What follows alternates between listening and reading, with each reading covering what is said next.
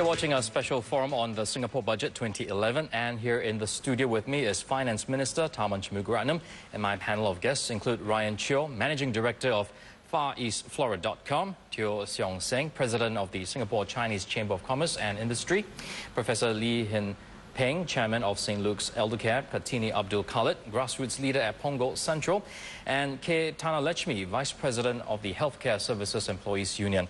And for this segment, I would like to touch on the business side of the budget. The worker levy was something that struck the business community in this budget. What is your reaction? I think any cost increase is always a serious concern for SMEs.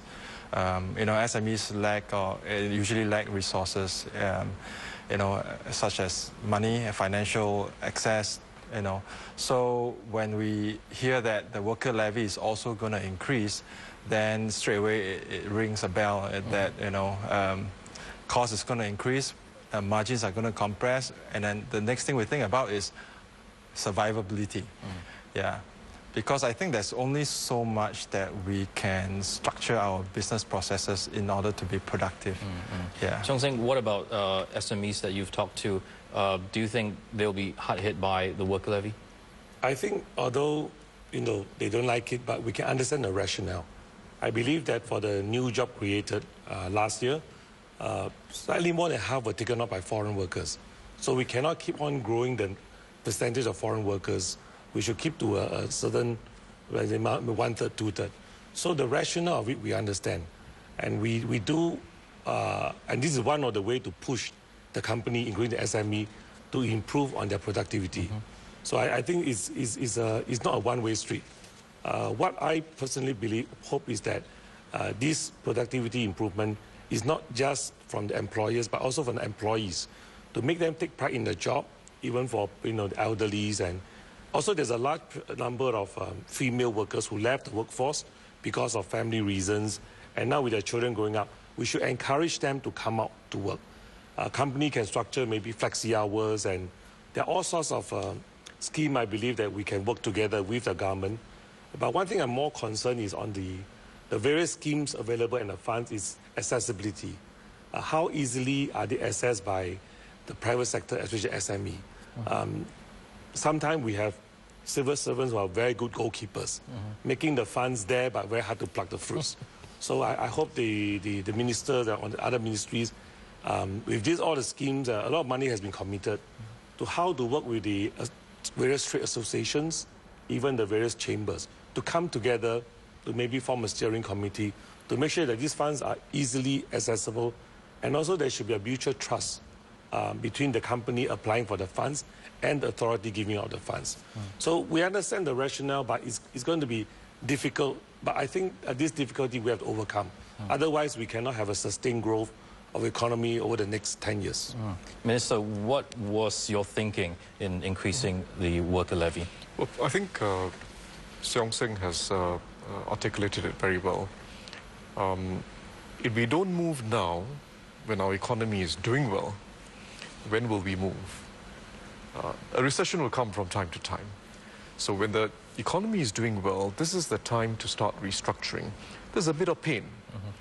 There's no other way to contain the number of foreign workers or to contain their growth than to raise the foreign worker levy. There's no other way, because the government can't decide to give company A so much, company B so much. We can't decide on it on a quantity basis, but we can decide on the price and let the market sort itself out. So Ryan is quite right. Some businesses are inherently reliant on foreign workers. Some of our construction businesses, some aspects of your florist business. I know that. It's to your advantage that we use the price mechanism. Okay. If you're doing well, you pay for it, right? And between you and another florist, if you're more efficient, you've got better profit margins. But if the government was to get in the game of deciding who should get, who shouldn't get, it'd be very difficult. Then there's the issue of how we help companies to make this transition from an economy that's moderately efficient to one that has to be highly efficient. We really want to partner the business sector in this. The associations as well as individual businesses. Ryan would know, he's been working closely with some of our agencies. Seong Seng has been working with us for some time. Our bureaucrats are not too bad. I have to agree to that. I work quite closely with Spring Singapore, you know, I mean, and we've accessed some grants from them before. I think previous years, it was a little bit more difficult, but I think the mindset for some of the civil servants now is slowly becoming a little bit more entrepreneurial, and I have to give it to them. You know, they are a little bit more gung-ho in making the decisions, where before that, you know, they were like, okay, let me check back, and then they come back to you maybe in a week's time. But nowadays, you call them on the phone, you know, they're accessible, and they get back to you quite fast. I think the only additional feedback that I could give to maybe Spring Singapore or other agencies as well is the disbursement of the funds. That would help, that would seriously help in the cash flow of companies. Faster, in other words. Exactly. You know, when we apply for grants, most of the time, you know, we're paying the consultants first, we're paying for the technology vendors, and that ties up our funds to you know, deploy into our business. And we probably have to wait another 3 or 6 months after we complete the project, and then we get the funds. So I think that Seong Sing has a very good point. Quicker disbursement, mutual trust, you know, between the agencies and the business. Just one, I mean, one more point which Seong Sing raised, which was the issue of whether the grants will take into consideration each company's peculiarities, and will the government agencies be responsive enough. Those are the grant schemes, and we'll try and improve them, and Ryan's right, you know, we can try and speed up disbursement and so on. But we also have tax schemes. A tax scheme has certainty. The business that invests today, and I've given some examples in the budget speech, for instance, a business that invests 500,000, it knows it's going to get 2/3 of the money back from government, because we've designed the scheme as simply as possible, and based on feedback from the business associations, we've simplified it even more. So before it makes the investment, it doesn't need to know whether a bureaucrat is going to decide to support the investment or not, whether it is going to be supported. The tax scheme is written out so that you know the money is going to come.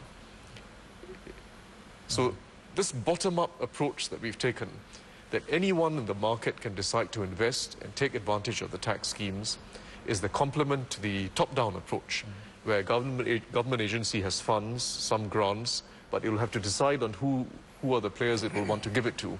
We need both approaches.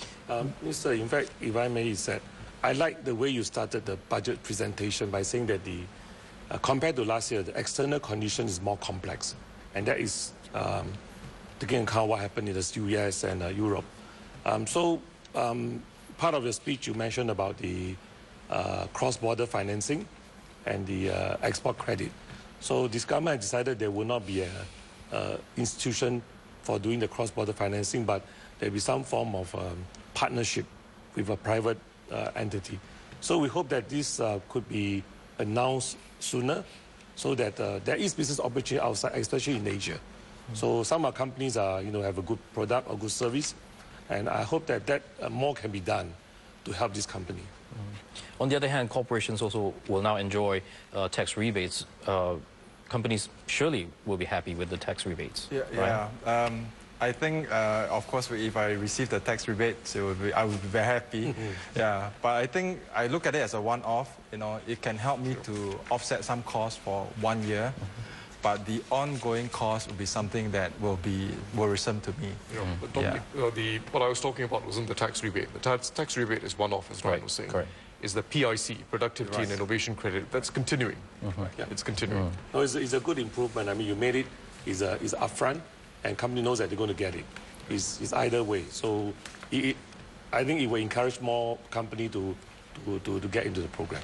Mr. Mayor, ask how easy is it for companies to get the PIC tax rebates?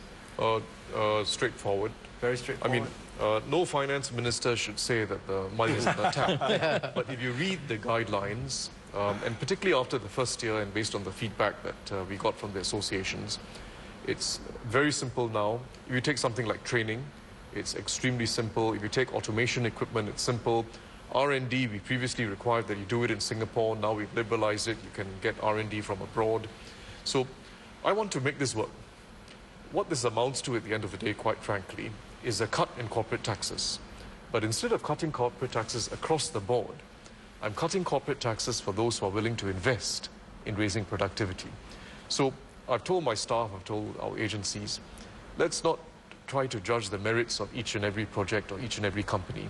This is a cut in corporate tax. If he's putting his own money into the game, we'll support him because he's got enough skin in the game. All right, we have to keep it right there. We're going for a quick break. You're watching the Singapore Budget Forum 2011. We'll be back in just a moment.